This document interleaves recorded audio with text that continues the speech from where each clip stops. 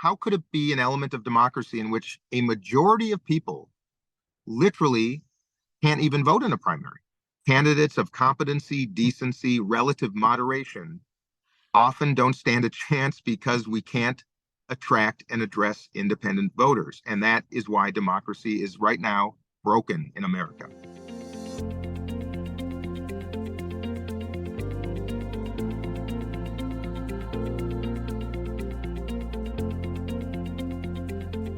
Are the American people divided, or is the political industry invested in painting this picture of a divided America to suit their purposes? The political industrial complex that protects this duopoly is very dangerous and have set rules designed to prevent competition. And they use our tax dollars to run this system that's darn right very they do. Unfair and very capricious. The states that have open primaries are the most important in the country because independents in this country should be empowered, but right now do not have representation, and I know that. I do feel that whether you win or not, just by showing that you have so many supporters in your corner on the same side of these issues would perhaps send a message to President Biden about how important it is that he take a solid stance on some of these things and make it a little bit easier for us to actually have candidates that we support. I got to tell you, I thought my job was to inspire all of you today. You're inspiring me. Welcome, Representative Phillips. It's great to have you here. I know you're on the campaign trail in New Hampshire, and we all appreciate you taking an hour out of your busy day to talk with the Open Primaries community. Just almost by way of introduction, to me, when I first heard about your candidacy, my assumptions were that you were running against Joe Biden in the Democratic primary simply to create some competition, to kind of raise the issue that, hey, maybe we need to have a more robust primary given Joe Biden's age, given his low poll numbers. I was pleasantly surprised. I listened to a podcast that you did with the All In guys.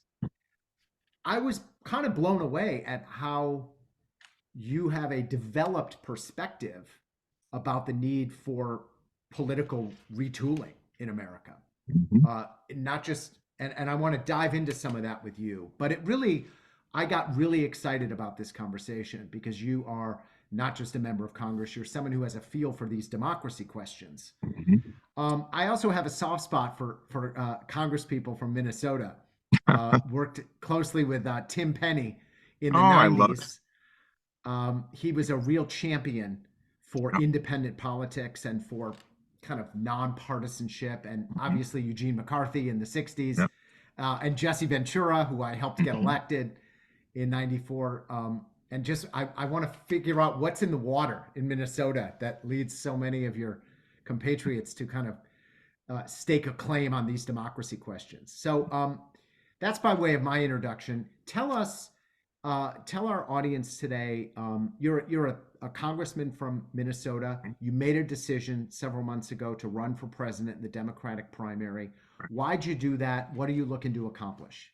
Well, thank you, John. And to all of you, I'm so grateful for your courageous engagement in democracy reform. You are the leaders, and I am one of your partners. I want you to all know that. And you asked the question, what's in the water in Minnesota? It's not water, John. It's schnapps. It's the peppermint schnapps that makes us a little bit independent-minded. We take a little bit more risk than is politically advisable. And thank goodness we do, because between our tradition in Minnesota being stewards of good governance, believers in democracy, and also independent-minded is exactly the ethos I want to introduce to our country. Let me just tell you quickly about my background. My first introduction to politics, believe it or not, was in 1980. I was 11 years old. And of all people, John Anderson came to my school, to our assembly. Of course, the Republican congressman from Illinois running for president as an independent that year.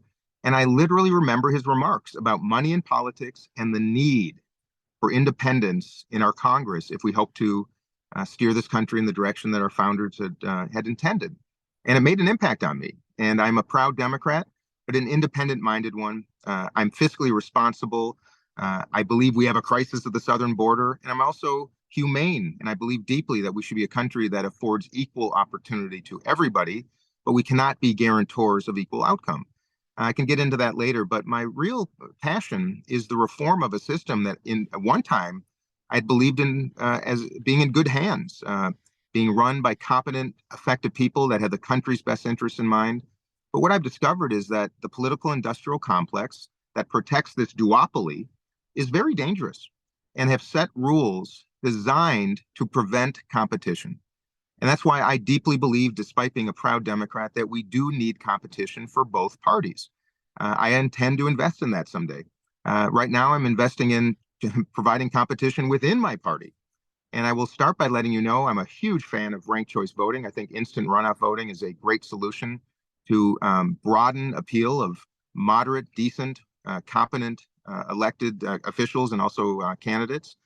I believe in open primaries. I believe that we should be promoting participation, not suppressing it, more debate, not less, and encouraging candidacies, not undermining them. You can imagine my positions on gerrymandering, and as a co-sponsor of HR 1, I long for the days when Americans of all socioeconomics could participate in politics, not just the wealthy and the well-connected. So with all of that, I just want to say thank you.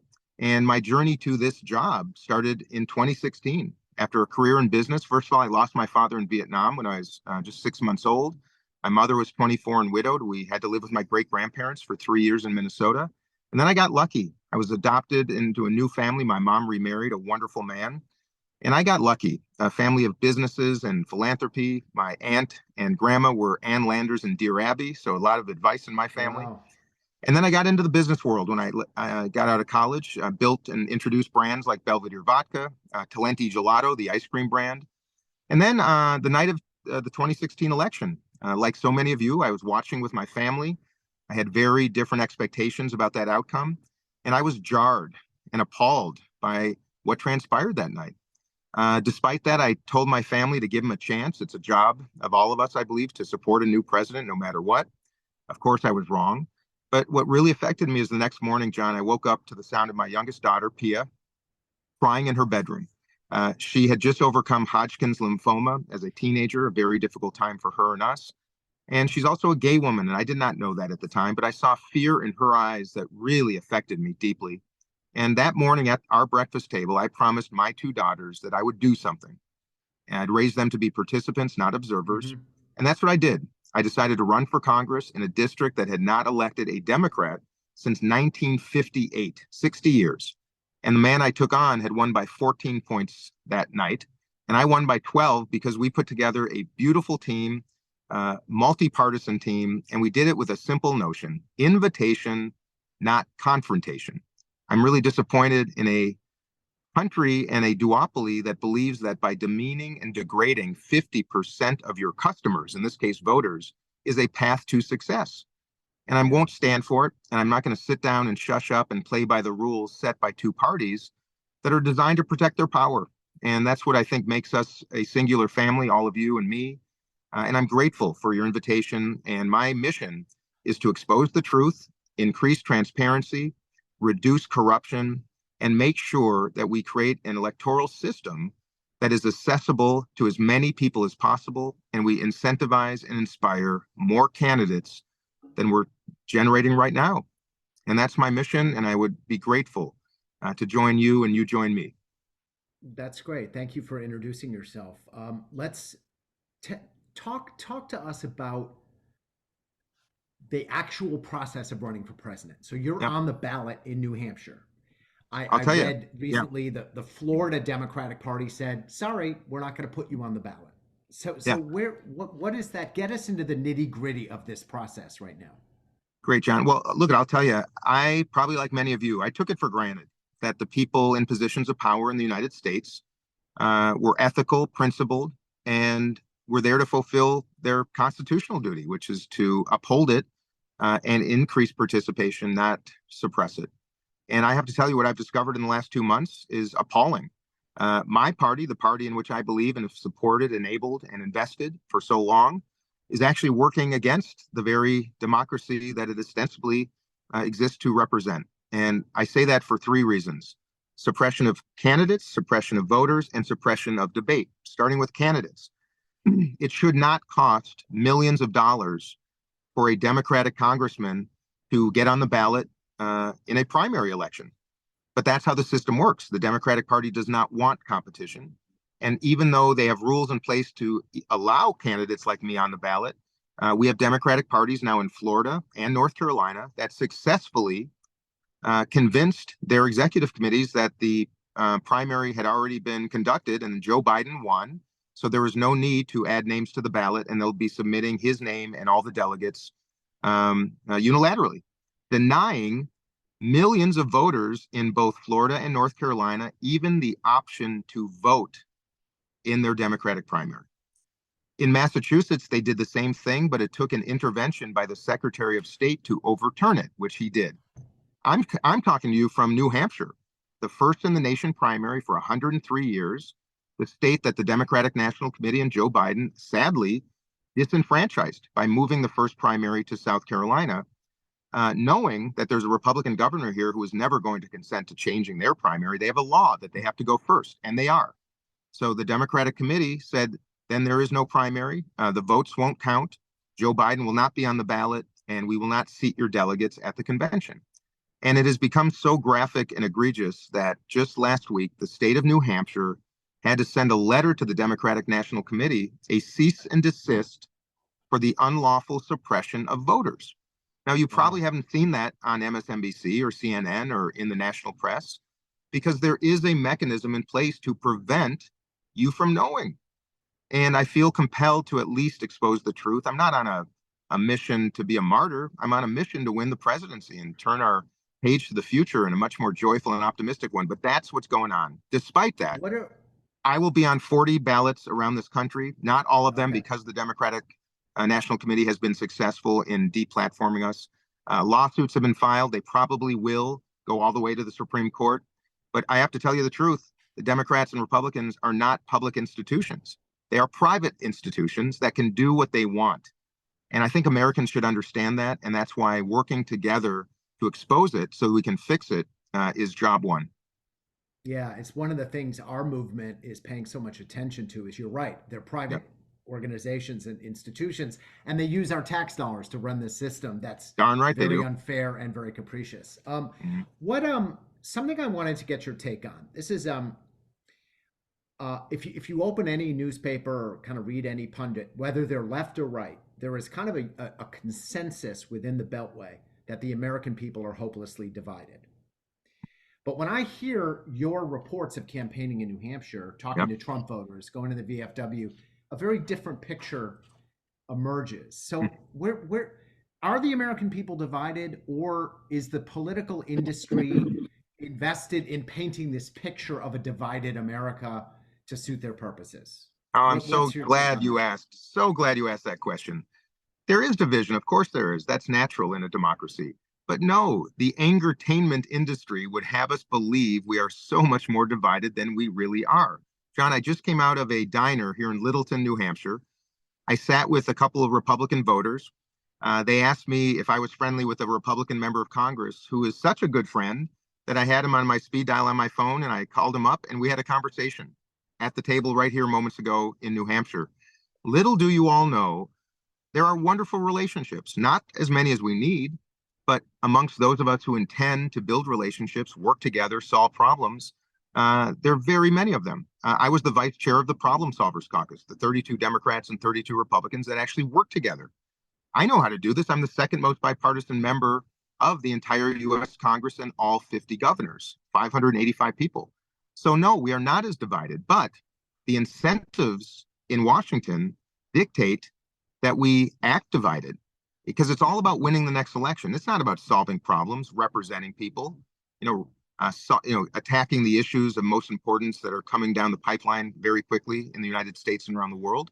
It's about winning and staying around, which is why we have so many people who've been there way too long. It's why Senator Feinstein, Ruth Bader Ginsburg, Mitch McConnell, even Joe Biden, some of them really good people, but have been there way too long because they're focused on sticking around instead of opening opportunities for new generations to represent this country. So As I travel this country, let me tell you, John, and I wish some of you would come along for a day or two, you will see the most beautiful conversations with people of all politics. Some of the most wonderful experiences are actually with Trump voters, where at the end of our conversations, we hug, we have handshakes and high fives.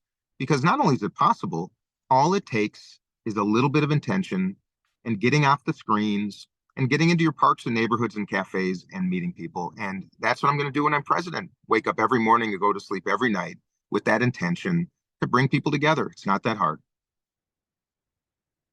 You know, independent voters, there was a new Gallup poll that just came out this week that shows that independents are now, I think, 48% of the electorate. Both Democrats and Republicans are the exact same for the first time in a long time at 27%. Yeah. You're in New Hampshire. Independents are a huge force there, and they can vote in the primary. Do you feel independence up there? Obviously, it's an independent state, but what is, you're a Democrat, you want votes. What's it like engaging with independent voters? Do you experience something that's, oh my goodness, it's the culture here. And by the way, even among Democrats and Republicans, I feel that spirit of independence. And as someone who is fiscally responsible, socially thoughtful, that represents most of the country. That's what, granted, state voters are the same way.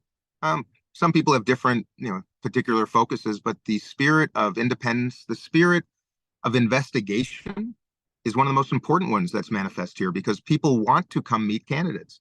I've had a number of house parties where the last one they hosted was for a Republican, which I think is a beautiful expression of democracy, where people are investigating the individuals, not just the party.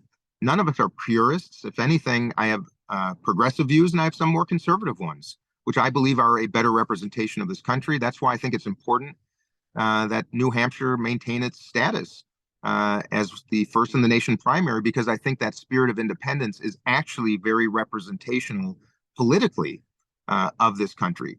Socioeconomically and racially and religiously, not as diverse, of course, but politically, very, very representational of where this country's at.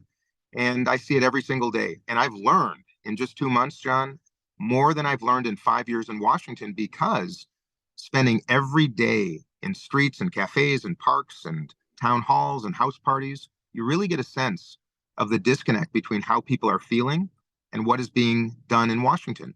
And the truth is, costs and chaos are on everybody's mind, and they're being unheard in Washington. And that's why this is such a wonderful pursuit. We name this discussion today, competition or coronation. And in kind of thinking about this issue of coronation has been something the Democratic Party has been, I don't want to use the word grapple with, but they've been very vulnerable to. I mean, Obama had to challenge Hillary because she was the one who was chosen. Bernie did what you did. He said, look, I shouldn't be running for president. I'm a cantankerous socialist from Vermont, but someone's got to get in and challenge Hillary Clinton. Now you're doing the same. What is it about this kind of this top-down impulse within the Democratic Party, which seems to be counterproductive in terms of winning elections? I wouldn't say it seems to, John. It is counterproductive. It is counterproductive. It doesn't seem to be. It is, and it's very simple.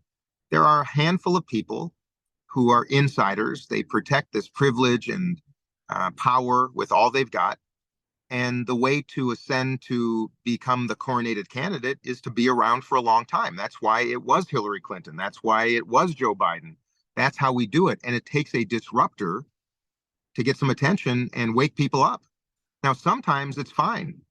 If it wasn't Donald Trump in this election, I probably wouldn't care as much, because I don't think democracy would be at risk. But the fact of the matter is, to pursue an ignorant coronation for an unelectable candidate when we need a competition to identify who is best positioned, it's not just strategically foolish, it's a dereliction of duty.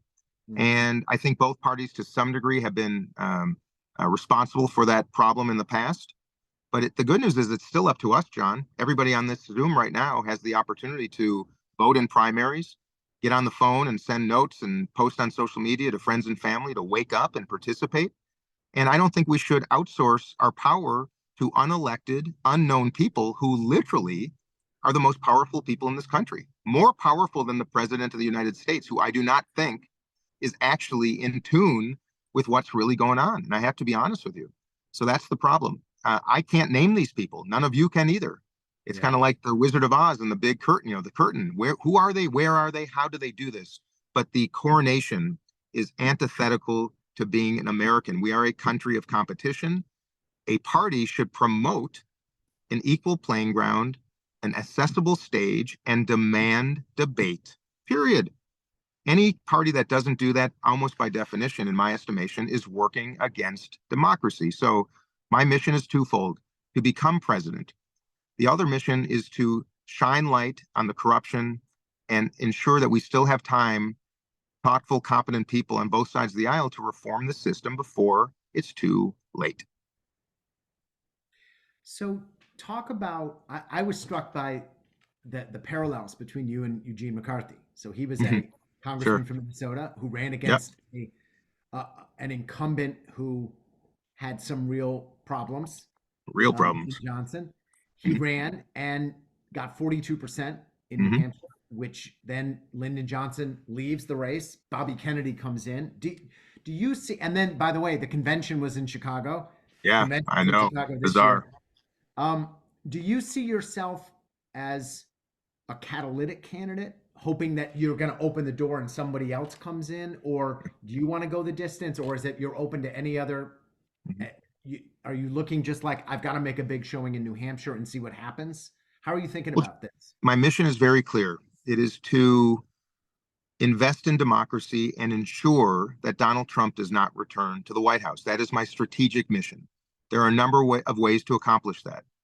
When I determined that I'd enter this race, of course, I don't do anything unless I intend to win. Do I know that I'm a long shot? Of course.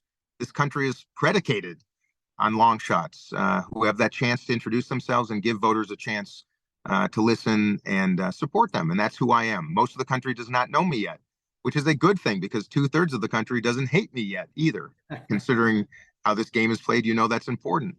So I think that is really a spectacular possibility of waking people up, going to the end. By the way, this is all about one thing.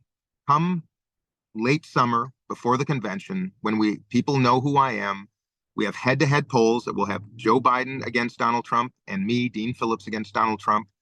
Whichever candidate in the race at that time is best positioned to win should be the nominee.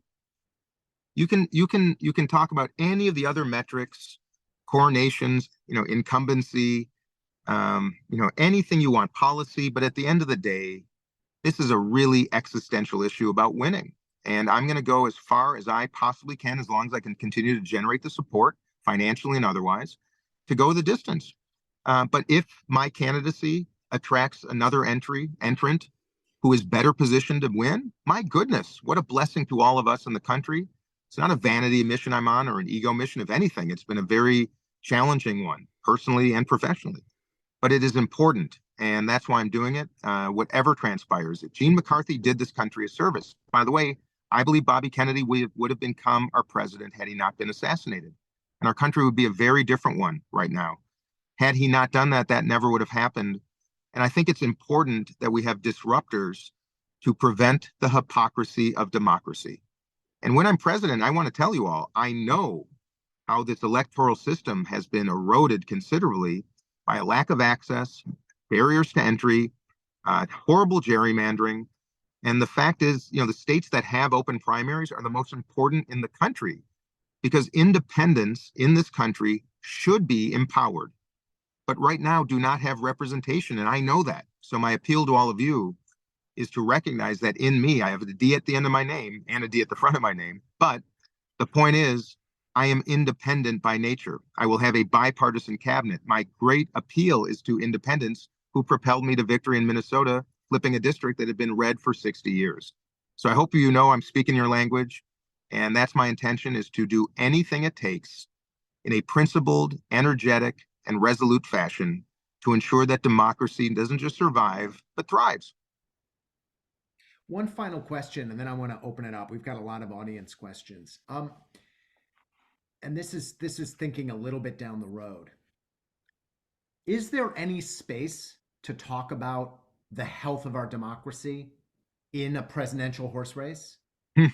Like, do you talk about it on the campaign trail? Do Every you? I know day, you're sharing it with us here because we care every about day. it. Is it?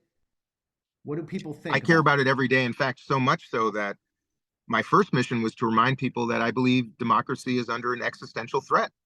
I believe Donald Trump, should he be reelected, will pursue the path of President Xi in China and Vladimir Putin in Russia, which is to extend his term regardless of our Constitution. I believe that is a legitimate concern that we should be aware of. He has made it clear he's on a revenge mission. He wishes to dismantle federal agencies. He will disrupt the federal government in ways that will not be accretive, they will be harmful, and there will be a further exodus of the principled people who do keep our government and country functioning. I think it's fair to say, but I did not intend and had no idea I would have to talk about the equal erosion of democracy on the left. And I remind you all, January 6th, one of the worst days in American history. I was trapped in the House chamber that day. I can tell you that story. But that entire insurrection, if you will, was about preventing the counting of ballots. That was the objective, right?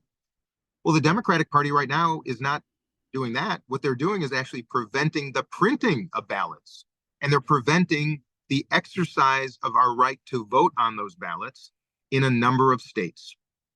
And that is sickening to me that you don't see that on MSNBC. It's not headline news in the Washington Post and New York Times. I don't understand it.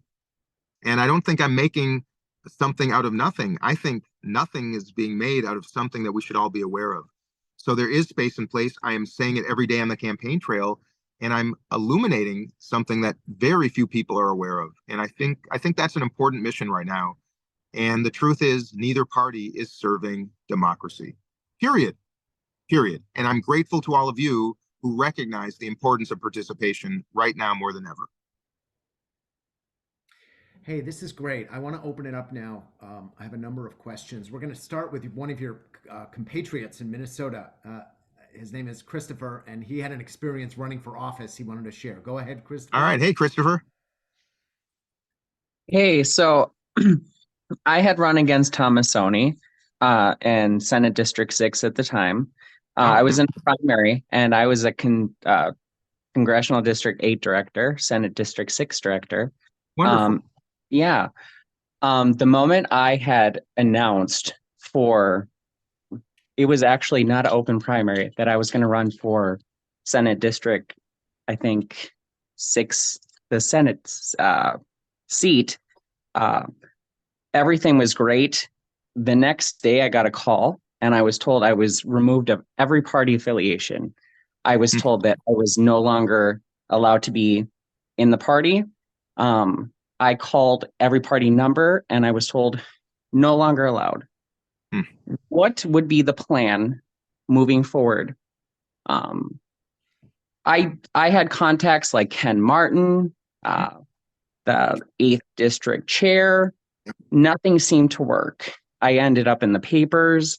I had sexual harassment paperwork from the DFL party. Like, it went down all the way. I'm so sorry, Christopher. Well, let me answer. Well, first of all, what you're experiencing is, again, I think the most tragic affront to democracy that you could possibly execute, which is the suppression of candidates. This notion that if there is an incumbent in a seat, that there shall be no competition is antithetical to democracy, right? I don't understand it. I've had primary opponents. I welcome that. My first race had 5 or 6 of us in the primary. I think if anything, it's a dereliction of duty to not have opposition in a primary. It makes us stronger. It brings policy ideas up. It gives people a chance to participate and make a choice. So why could you argue that denying people a choice in a primary election is a good thing? I don't understand it, Christopher. You are subject to what so many on both sides of the aisle have been subject to, and it is antithetical to democracy. And I think we should shine light on the fact that primaries exist for a reason. If incumbency was supposed to be a coronation, we would only have general elections. Right. Right?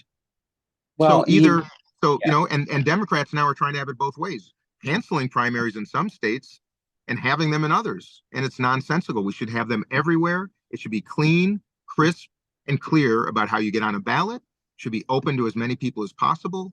and we should litigate policy and ability and competency in primaries. And that's how we should proceed. I'm appalled, I'm disgusted, and I'm not going to shush up about it. And I'm grateful that I think many of you on this call feel the same way.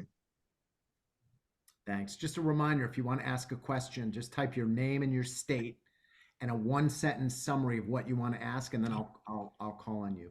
We're going to go next to Marion Rich in New York State. A question about the voter registration laws there. Go ahead, Marion. Yeah, hi.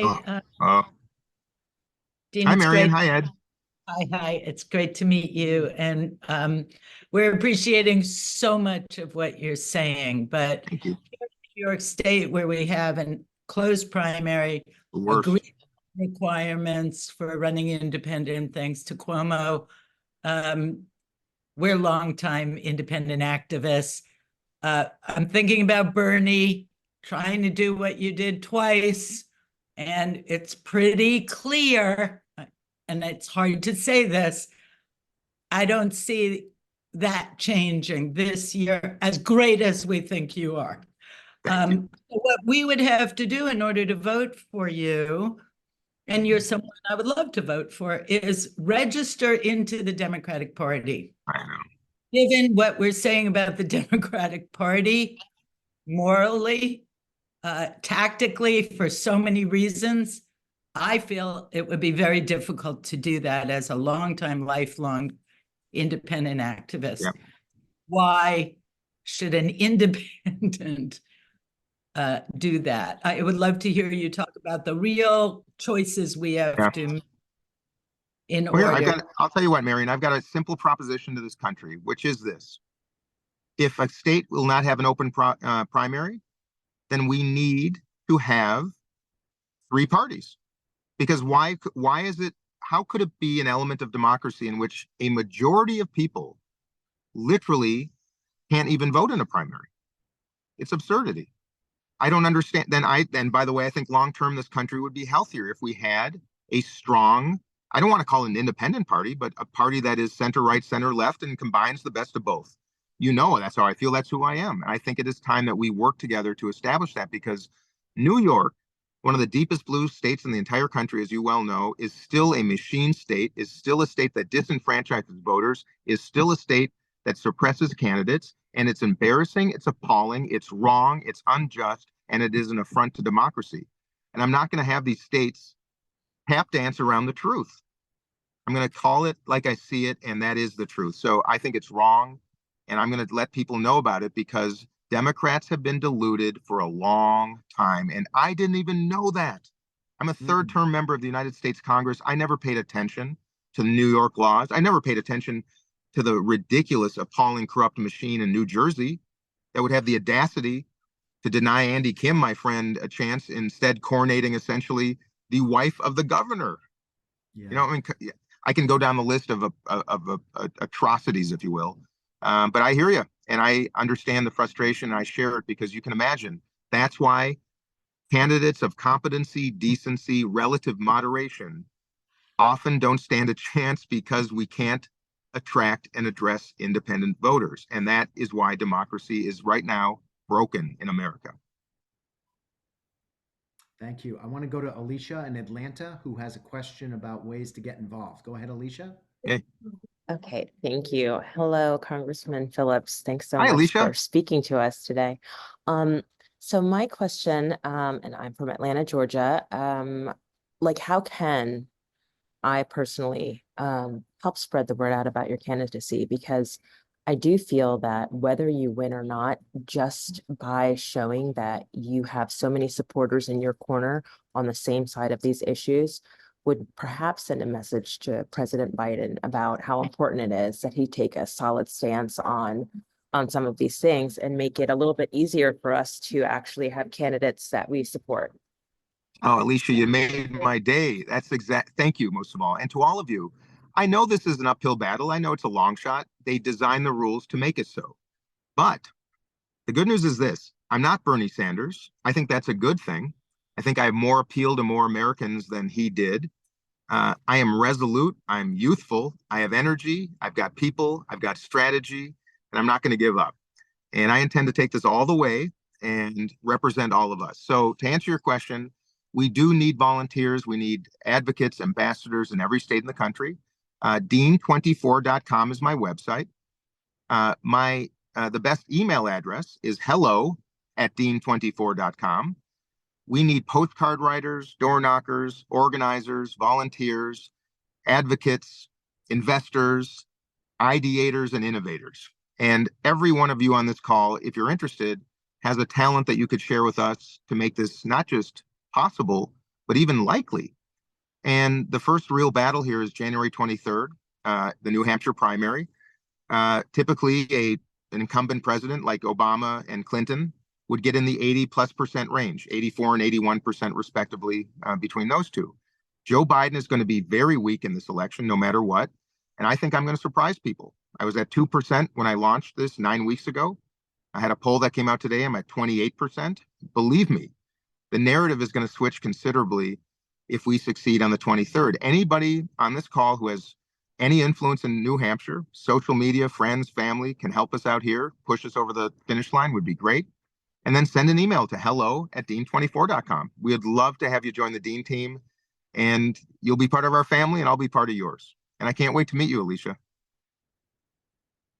Thanks so much. I'm looking forward to meeting you too. Thank you. I'm really grateful. Thank you.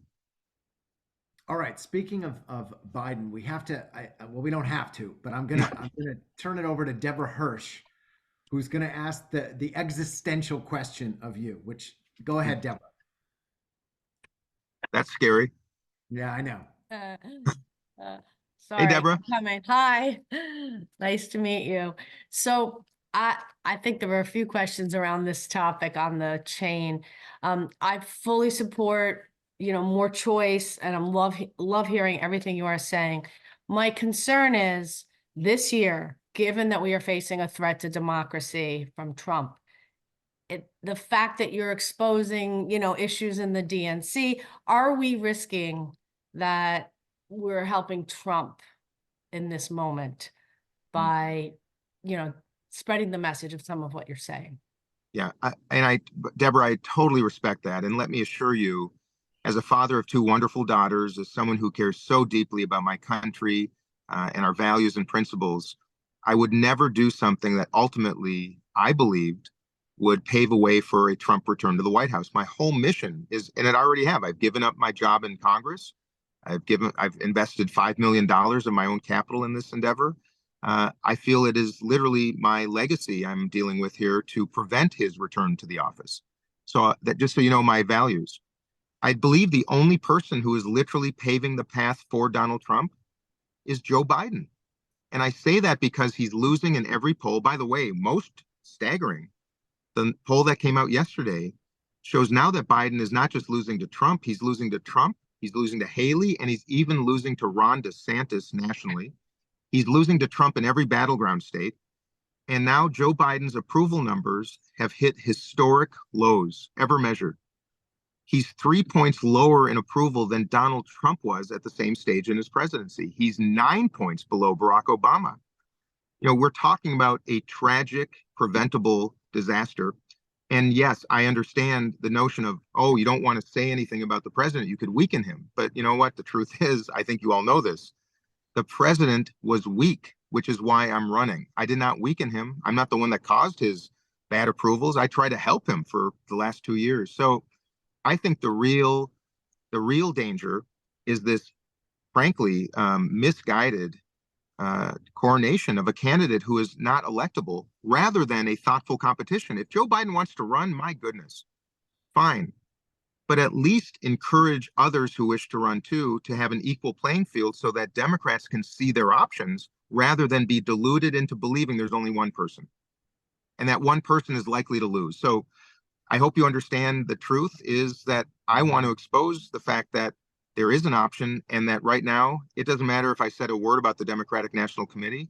If they had their way and just proceeded with this coronation, we will be coronating a candidate who is almost certain to lose to Donald Trump, period.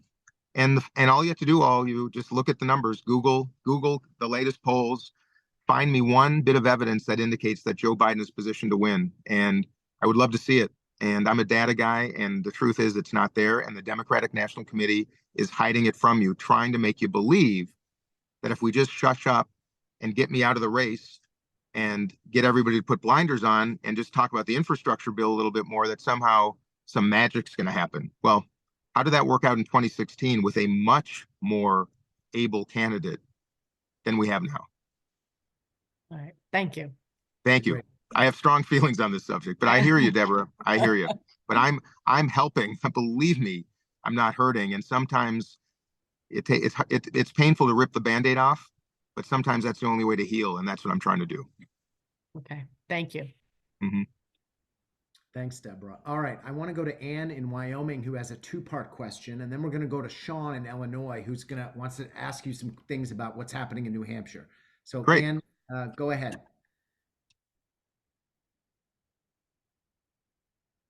Oh, you got to take yourself off mute, Ann. You're referring to sorry, are you referring to, I'm sorry, I put a lot of questions on. Oh, well, pick whatever question you want. You have addressed some of it, Mr. Phillips, and I appreciate that. So I have lots of questions.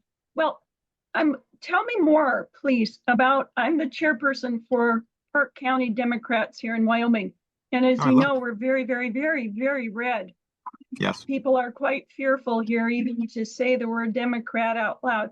But my question is, you were saying some states, did you say they were not even having a primary? Or can you tell me more about that? I'm confused about that.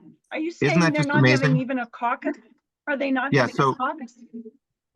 So the state of Florida, the Democratic Party of Florida, submitted one name for the primary ballot, Joe Biden. Their bylaws dictate if there's only one name submitted, there need not be a primary. And that's what they did. And despite, in fact, I'll tell you what happened if you want to know the whole story. I declared my candidacy on October 27th in Concord, New Hampshire. Unbeknownst to anybody, and then advised all the states that we would be submitting our name to be on the ballots. Unbeknownst to anybody, the Democratic Party of Florida called a meeting of their executive committee, and they did an unplanned nomination for the 2024 presidential ballot. Nobody even knew I was running yet. It was like a day or two after. And of course, only one name was submitted, Joe Biden. Now, mind you, in 2020, Marianne Williamson was on their ballot in Florida, but not this year. And now that I'm a sitting member of Congress, have a national campaign, I'll be on the ballot in 40 states. They did it intentionally to try to have some plausible deniability of the fact, oh, we didn't even know. And then when they were called on it, they said, oh, it's too late. Our bylaws don't allow us to do anything. So we have to just go with it.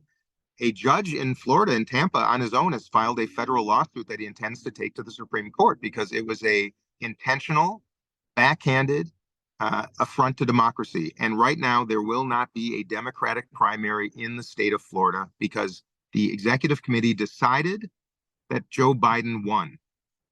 And I just can't think, Ann, of a single worse.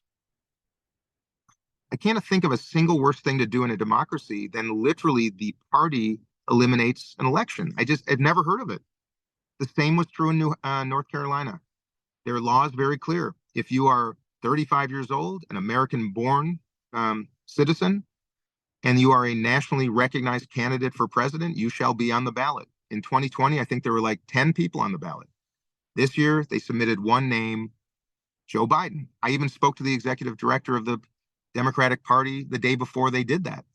No sense whatsoever that they would be doing such an egregious, sickening thing. And therefore, they will not have a competition either. New Hampshire, they're calling it a meaningless primary. They've said they will not seat the delegates earned in New Hampshire. Yet, they're investing $1 million in a write-in Biden campaign. There's a super PAC up here trying to write in Biden. They're speaking out of both sides of their mouth, and they look like fools. And then they won't even consent to a single debate, Dan. And that's what's going on. And it's wrong. It's one thing maybe if I was a fly-by-night, Yahoo, that's one thing, but I'm a sitting member of Congress, a member of House Democratic leadership until I resigned to do this.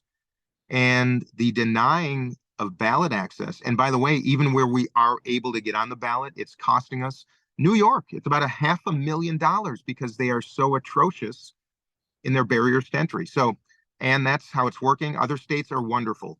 Most states have good processes where, of course, I'm on the ballot because this is a democracy. Isn't that amazing? I just what So, yeah, I did not realize that the party would have that kind of power. I thought the Secretary of State. well, in some cases, like in Massachusetts, the Secretary of State can intervene, and he did. He forced my name onto the ballot. The state of California, the state of Michigan, the secretaries of state put my name on the ballot because they're people of principle. Florida, they have different laws. And the Democratic Party of Florida, I believe, committed the most unbelievable affront to democracy I've ever known in my lifetime. I mean it. And I would ask that you Google it, look into it, and advocate against this because they hope that nobody cares and no one pays attention. And that's why MSNBC, literally the mouthpiece of the Democratic Party, have any of you seen a single report about this? No. No. Has Rachel Maddow done a show on what the Florida Democratic Party did in New Hampshire and North Carolina? No, they don't want you to know. They don't want you to know. And I'm not a conspiracy theorist, just so you all know. I'm not here to whip up craziness. I'm here to just tell you the truth. And I can't believe I have to, but it's the real deal. Well, many of us, congressmen, were involved in a campaign in 2000 to enact open primaries, nonpartisan primaries in Florida. Mm-hmm. We got 57% of the vote, which unfortunately is not enough to win in Florida. You need 60%. But our top opponent was the Democratic Party of Florida. They ran, a big campaign to make sure that voters voted no, and they were able to knock 3% off what we were polling, and we ended up at 57. So it doesn't surprise us that they're acting this way. But you're on mute. You're on mute. What was the initiative? The ballot? I didn't hear. It was question 3. It would enact nonpartisan primaries. So there's no more Democratic or Republican. There's just a single primary. Everybody gets to vote. All the candidates are on the ballot. Isn't that amazing? A party working against participation. There you have it. You guys, I got to tell you, I thought my job was to inspire all of you today. You're inspiring me. Oh, good. Well, we're going to have a lot of work to do after the election. I can't wait to do it together. Win, lose, or draw. We'll be calling you up. I want to go to can't wait. Sean Griffith now, who has a question about New Hampshire and about engaging some of that dynamic. So go ahead, Sean. Hi, Sean. Hi, Congressman Phillips. Thank you for taking part in this discussion. Excuse me for 1 second. My pleasure. My question was, obviously, New Hampshire is the next contest coming up. The DNC, as you've discussed, has deemed it non-compliant, which means not going to seat the delegate, or they're not going to consider results when they seat delegates, as you discussed. But there's still going to be an election. Your name's going to be on the ballot, as well as, from what I understand, 21 total names that are going to be on the Democratic ballot. What efforts are you doing to get your voters out, to get other people out to the primary? What message are you giving voters? And what are some of the general responses that you've heard on the ground from primary voters in response to what the DNC has done? Oh, Sean, thank you. First of all, we have we're a scrappy upstart team. We're not populated with longtime Democratic strategists. We are a group of committed, principled, energetic people who all see this as an existential threat to democracy that we had to participate in. People left their jobs, their places of work, and their homes to come out here to New Hampshire and work together. We've got a great field team. The response as I campaign is overwhelmingly positive. People are disgusted by what has been done to the state.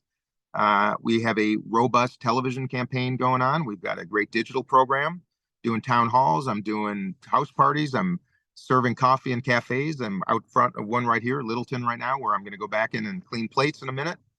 And the response has been amazing, not just from Democrats and independents, even from Republicans. That said, Joe Biden has a 50-year head start. He's the incumbent. He's got the machine working for him. He's got a super PAC here, the Right in Biden campaign. I think we're going to surprise. Time will tell here in 1 week. But based on what I'm feeling, it's feeling pretty positive, and we're definitely moving in the right direction. But it's a tough uphill battle. That's why I think New Hampshire is important. It's a small enough state where candidates like me can actually make a difference with limited budgets, limited staff, and a lot of energy. And it's a state in which Joe Biden has not showed up. He won't. He's ignoring it. And I think he's taken the granite state for granted. That's very catchy. Mhm. I'm sure. In fact, by the way, that was the title of Wall Street Journal opinion piece from yesterday.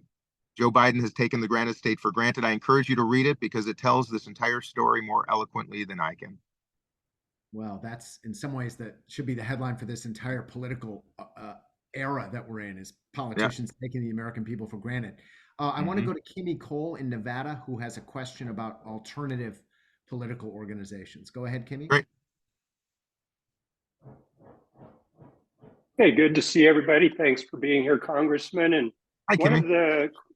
one of the questions that I hear is people are just really scared to death of the third parties. I mean, we're working to pass the open primaries and ranked choice voting here in Nevada. But when we say if we can't open the primaries, we need a third party. Do we need a third party? Do we need multiple third parties? How many do you see additional parties could be viable in this country? Just looking around the world at multi-party situations. What's your take on that? Well, Kimmy, thank you. Thanks for the question. I believe, look, I like to look at numbers and data, and I think we'd all agree that it's better to consolidate independence around a single third party, at least of great substance, if we hope to make a difference, or the country does. It's not me to tell anybody how many there should be. I just believe that mobilizing around a third effort would force both major political parties to reform their ways. It would force them to the middle. It would force them to listen better. I do believe we're going to reach a point soon where a compelling third party candidate can win. I wish we had ranked choice voting at the federal level. My goodness, it would change everything tomorrow, but we don't. I know there are candidates running as independents right now. In any other year, I would say, my goodness, I would do anything to support one of them. But I just think that this year it's going to be very difficult to use that tactic to beat Donald Trump personally. With all that said, there's the Forward Party, there's No Labels putting together a group, there's the Green Party, there's all kinds of options. But what I've discovered is that the two big parties, they like that fragmented third party notion. If we're going to succeed and to try to put together the competition necessary, I do think there has to be some degree of consolidation behind a singular entity that is well financed, with a good strategy and great mobilization in every one of the 50 states. And that's unity that we need. It's not the fragmentation and siloed work that right now I think is actually making it more difficult. Thank you. I appreciate that. Thank you, Kimmy. And I'm sorry, that's Nevada's one of the states I won't be on the ballot because their deadline was actually before I even filed for my candidacy. So maybe you can do a write-in. Wow. All right, we've just got a few more minutes here and a lot of questions. Lightning round here. We're going to go to JD in New Jersey, who has a question about running for office. Go ahead, JD. Hi, Dean. Quick question for you. Hey, JD. I'm always thinking about what it would take to run for office, and I think that notion becomes harder when I realize that I don't align neatly with one of the two parties. And that's your experience right now, running for president, but also earlier running for Congress. What has the experience been like meeting voters, but also dealing with the fact that you don't fit one of these labels so neatly? Yeah. So it's a great question. I'll tell you though, first of all, authenticity is what voters sense most of all, even more than ideology, is being real, being honest, being a listener. And as I campaigned in my first campaign, I recognized that even if you don't fit a party or even a person's ideology perfectly, if you listen, if you learn from a conversation you have with them, if you represent yourself authentically, that's who people want to vote for. And that's why we have more independents in this country right now than we do even Democrats or Republicans.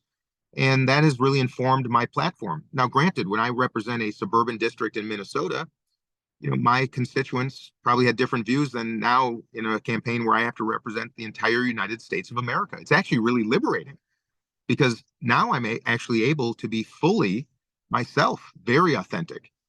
Some center-right perspectives, more center-left perspectives, but most of all, common sense perspectives, which is where the country's at. But authenticity, Paul Wellstone from my state, uber progressive.